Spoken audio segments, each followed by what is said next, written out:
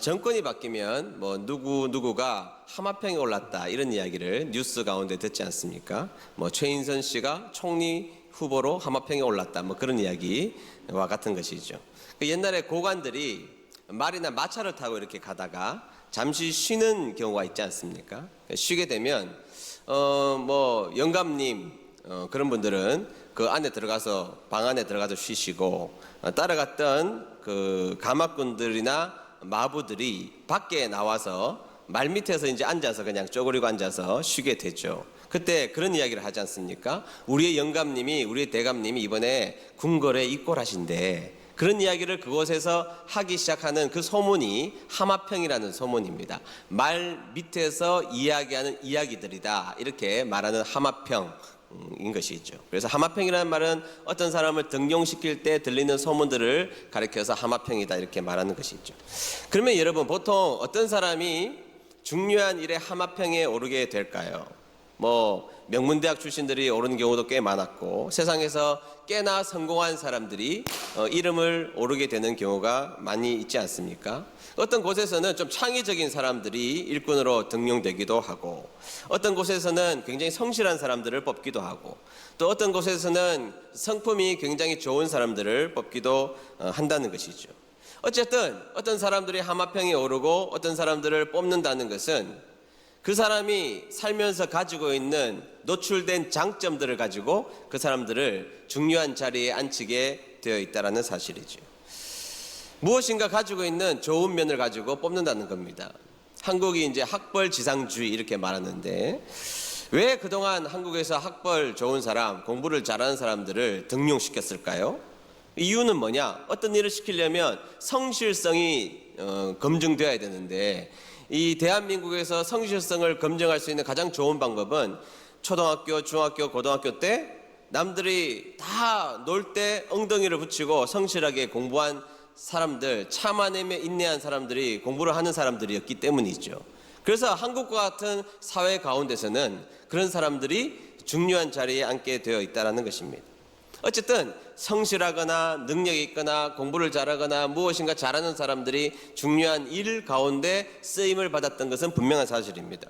목회자도 마찬가지죠. 옛날에는 성령님의 뜨거운 체험을 했던 분들이 많이 쓰임을 받았던 시대가 있었습니다. 근데 그 시대에는 그런 분들이 쓰임을 받았습니다. 어떤 분들은 또 험한 인생을 살지만 간증이 있는 분들이 귀한 자리에서 쓰임을 받았던 경우가 많았습니다.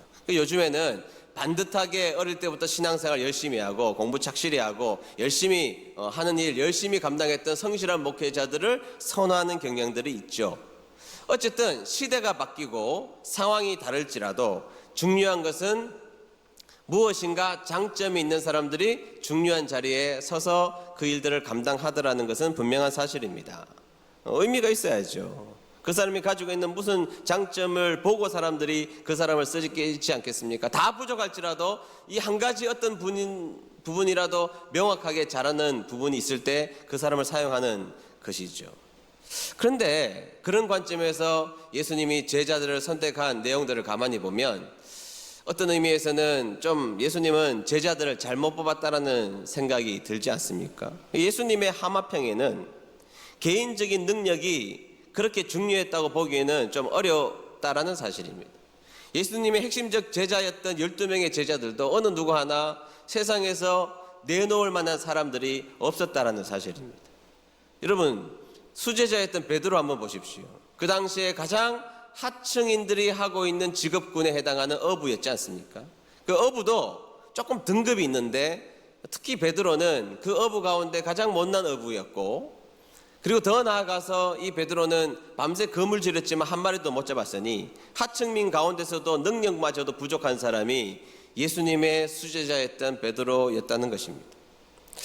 그런 의미에서 보면 예수님의 제자들이나 예수님이 쓴 사람들을 가만히 보면 세상적으로 오히려 능력이 부족하거나 연약하거나 약한 자들을 오히려 쓰셨고, 그동안 세상에서 꽤 강했던 사도 바울 같은 사람, 공부도 잘하고 능력도 있었고 꽤 괜찮은 집안의 사람이었던 사도 바울 같은 경우도 하나님이 힘 다 빼시고 3년간 광야에 처박아 놓으셨다가 힘 다 빼신 다음에 다시 부족한 자로서 하나님이 들어 쓰시는 경우가 많이 있다는 사실이죠. 그런 관점에서 보면 예수님의 선택은 세상적인 능력은 아닌 것 같다라는 것입니다. 세상적인 능력이 부족해도 얼마든지 하나님 앞에 위대하게 쓰인 사람들이 많았고, 그런 사람들은 성경에 굉장히 많이 역사에 등장했던 것도 분명한 사실이라는 것입니다. 자, 그렇다고 해서 여러분, 하나님께서 부족한 자를 뽑아 쓰셨다고 해서 그냥 사용하신 것은 아니라는 것입니다. 아무나 쓰시지만, 우리 하나님은 아무나 쓰시지만 아무렇게나 쓰시지는 않는다라는 사실입니다. 아무나 쓰임받을 수 있습니다. 여러분, 우리가 무엇인가 부족해도 하나님이 쓰시고자 하시면 다 쓰임받을 수 있습니다. 그러나 하나님은 우리를 아무렇게나 사용하시지는 않는 것 같습니다. 그러면 예수님은 제자들과 일꾼들을 부르실 때 어떠한 요청들이 있었는지를 한번 세 가지 말씀을 통하여서, 우리가 연약할지라도, 우리가 무엇인가 약할지라도 우리가 하나님 앞에 쓰임받는 인생이 되어야 되겠죠? 아멘. 네, 쓰임받는 인생이 되려면 우리는 그러면 어떤 결단과 다짐이 있어야 되느냐? 세 가지 말씀을 나누도록 하겠습니다. 자, 첫 번째, 예수님의 명령은 특별한 시간과 특별한 장소에서 따라오라고 하셨다라는 사실입니다. 다 같이 읽어봅니다. 시작.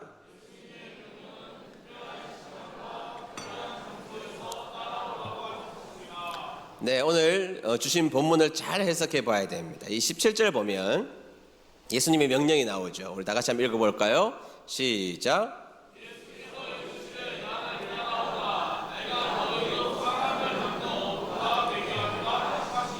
아멘. 자, 예수님이 따라오라고 하셨고, 너희로 사람 낚는 어부가 되게 하리라. 우리가 이해하지 못할 부분이 없죠. 네, 이해가 되는 부분입니다.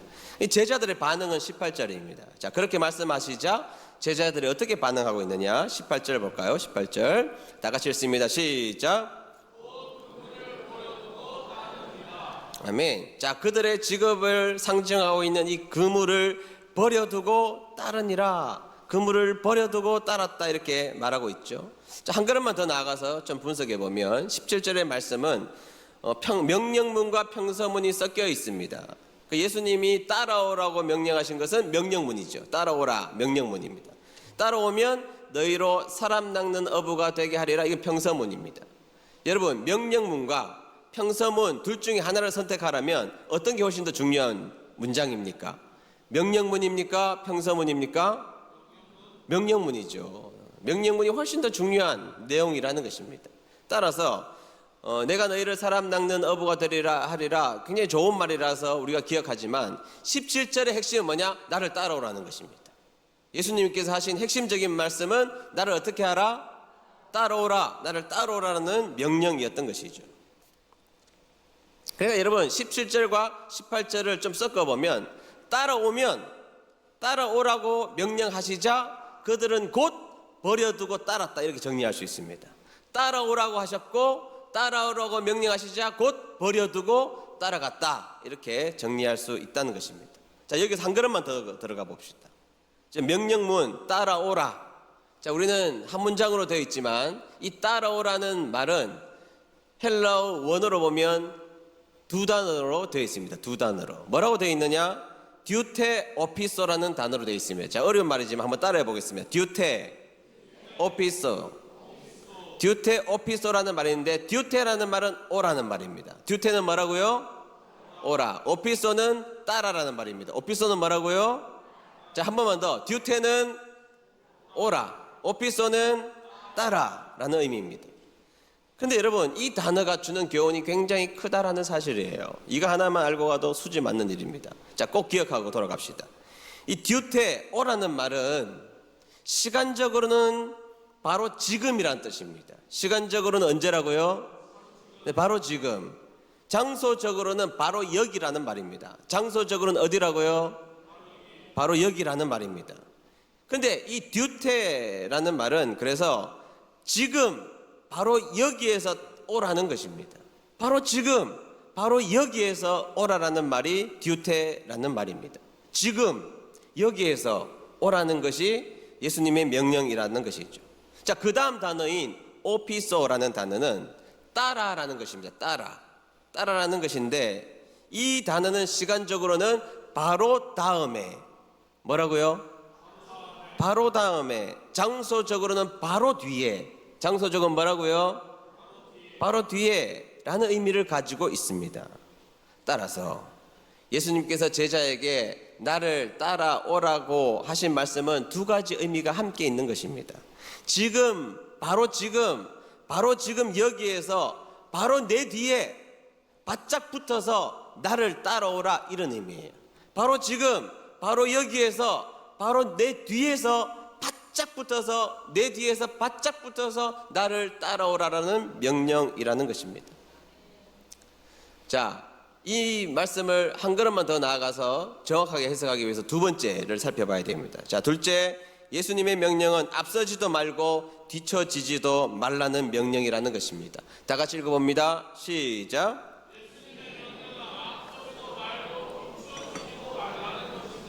네, 따라서 이 디우테오피소를 좀 더 우리가 정확하게 편하게 우리가 알기 쉽게 해석을 하자면 이런 의미입니다. 1차적으로는 내가 주님을 따라갈 때 결코 주님을 앞서서는 안 된다는 것입니다. 내가 주님을 앞서면 돼요, 안 돼요? 안 된다는 겁니다. 결코 내가 주님을 앞서서는 안 된다는 것이죠. 아무리 바짝 붙어가도, 아무리 예수님을 바짝 붙어가도 우리는 우리 앞에 누가 계셔야 돼요? 예수님이 계셔야 한다는 것입니다. 주님이 먼저고 내가 그 다음 뒤따라가는 인생, 그것이 바로 우리가 믿는 신앙생활의 핵심이라는 것입니다. 삶의 우선순위의 첫 번째는 누구셔야 합니까? 예수님이셔야 합니다. 주님이 먼저고 그 다음 내가 그 주님 앞에 뒤따라가는 인생이 되어야 한다는 것이죠. 그 이야기를 하고 있는 것입니다. 신앙생활 할 때 우리는 먼저 주님을 앞서 세우고 주님을 뒤따라가는 인생이 되어야 한다는 것이죠. 구약성경에 보면 우리 하나님을 어떻게 묘사하느냐? 앞서 행하신 하나님이래요. 어떻게 행하신 하나님? 네, 앞서 행하신 하나님의 우리가 은혜를 받는 것은, 우리가 가는 길 앞에 행하시고, 우리 가는 길 예비하시고, 가는 길 가운데 우리 하나님은 앞서 행하셔서 우리의 모든 것을 다 하신다. 네, 그런 의미가 당연히 포함되어 있습니다. 그러나 더 중요한 것은 우리 하나님은 우리 앞에 계시는 분이시라는 선언이라는 것입니다. 하나님은 우리 어디 계세요? 앞에 계신다고요. 여러분, 이 질문을 여러분들에게 해봐야 됩니다. 우리가 예수님을 믿으면서 여러분들의 인생, 신앙생활하는 여정, 여러분들의 삶 가운데 여러분들은 예수님이 어디 계십니까? 여러분 앞에 계십니까? 아니면 여러분 뒤에 계십니까? 아니면 지하실에 예수님을 저기 두고 다니십니까? 이 물어보셔야 된다는 것이죠. 우리의 인생이 걸어가는 길목이 예수님이 우리 앞에 계신지 우리 뒤에 계신지를 항상 물어보며 살아가야 한다는 것입니다. 따라서 이 말씀은 하나님의 주인 되심을 인정하는 말씀입니다. 너 나를 따라와. 그런데 내가 너의 주인이야. 그런 말씀이죠. 너 나를 따라와. 그런데 내가 너의 앞서 행할게. 그리고 너는 내 뒤에서 바짝 따라와야 돼. 이 말씀인 것입니다. 따라서 하나님을 믿는 것은 이제 내 앞에 누가 계셔야 돼요? 예수님이 계셔야 됩니다. 예수님이 계시고 예수님의 인도만 있다는 것을 고백한다는 것입니다. 여러분 기억하십시오. 우리 앞에 누가 계셔야 합니까? 예수님이 계셔야 합니다. 그리고 또 하나의 의미는 바짝 붙어간다는 것은 바짝 붙어가기 때문에 하나처럼 보여야 된다는 것입니다. 두 번째 의미는, 첫 번째는 예수님을 앞서 세워야 됩니다. 예수님이 내 앞에 계셔야 됩니다. 그런데 바짝 붙어가면서 이제는 예수님과 우리가 하나처럼 보이는 인생으로 살아갈 것을 요청하고 있다는 사실이죠. 여러분 제 손가락 보이십니까? 자, 보이시죠? 네, 보이십니까? 이것도 보이시죠? 몇 개입니까? 두 개인데 여러분 이게 지금 이렇게 두 개라고 해서 두 개지, 제가 이렇게 하고 여러분 멀리서 보면 이게 몇 개처럼 보이겠습니까? 한 개처럼 보일 겁니다. 한 개인데 자세히 보면 두 개고 멀리서 보면 한 개고, 이해되시죠? 뭐 어려운 거 아니죠? 네, 하나입니다. 또 다른 의미는 바짝 붙어서 예수님과 우리가 하나처럼 보여야 한다라는 것입니다. 바짝 붙어 있어서 얼마나 하나님의 말씀을 가까이 하는지, 얼마나 예수님 닮은 사람인지, 얼마나 예수님을 의지하며 살아가는 사람인지, 얼마나 예수님처럼 살아가는 사람인지, 얼마나 자기에게 주신 십자가를 지고 가는 사람인지 사람들이 보기에는 우리 가운데 예수님이 보이는 인생으로 살아갈 것을 우리 예수님은 요청하고 있다는 것입니다. 저 사람은 예수님 같은 사람이야. 저 사람은 작은 예수야. 저 사람이 걸어가는 길목마다 예수님의 흔적이 보여. 저 사람이 걸어가는 길목마다 예수님의 피 묻은 발자국이 보이는 것 같아. 그런 여러분 되시기를 축복합니다. 그래서 우리를 보면, 여러분들을 보면, 저를 보면 사람들이 그 속에서 예수님을 발견할 수 있는 자리에 서야 한다는 것입니다. 그게 중요하다는 것입니다. 여러분 주위에 있는 사람들이 여러분들을 어떻게 평가하십니까? 나 은혜드림교회 집사야 그러면 막 깜짝 놀랍니까? 진짜야? 뭐 깜짝 놀래가지고 그분이 집에 들어가서 막 고민하게 만드십니까? 저분이 예수님을 믿는다고? 나도 교회 다니지만 너무한 거 아니야? 은혜드림교회 너무한 거 아니야? 안 된다고요. 디오트레피스의 삶은 나의 삶을 통하여서 누가 보여야 합니까? 예수님이 보여야 합니다. 여러분들의 말씀하시는 말을 통하여서 누가 나타나야 됩니까?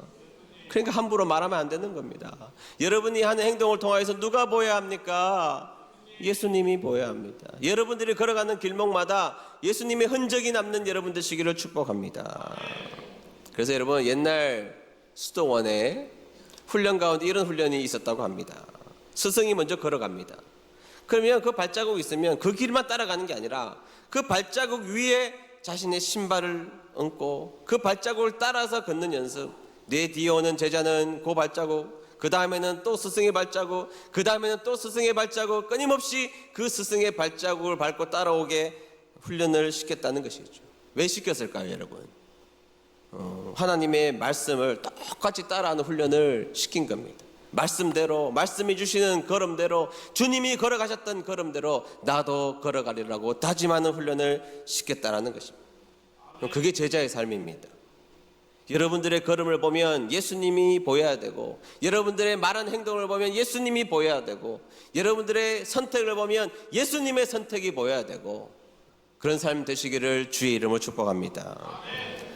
여러분 디오트레피스의 삶은 마치 그런 것이라고 생각합니다. 우리가 예수님의 이름을 가진 사람입니다. 옛날에는요 예수 믿는 사람을 뭐라고 불렀느냐? 예수쟁이라고 불렀습니다. 기억나세요? 이분은 예수쟁이입니다. 예수쟁이. 예수님의 이름을 가지고 있는 사람입니다. 따라서 우리 인생이 예수님의 이름을 가진 자로서 그 삶을 살기 위해서 애쓰는 저와 여러분 되시기를 주의 이름으로 축복합니다.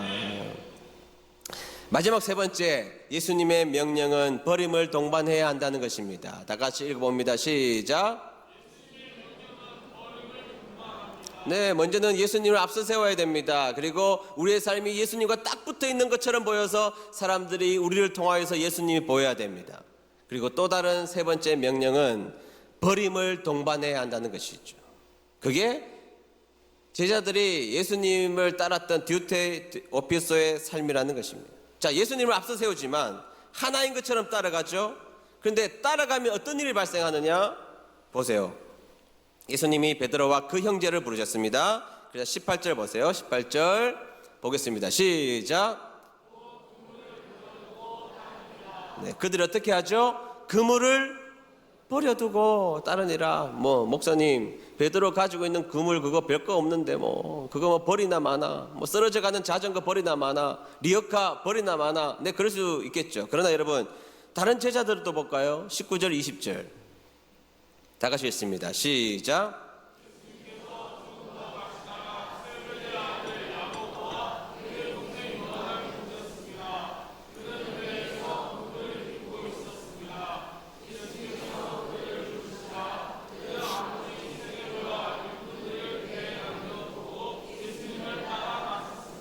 아멘.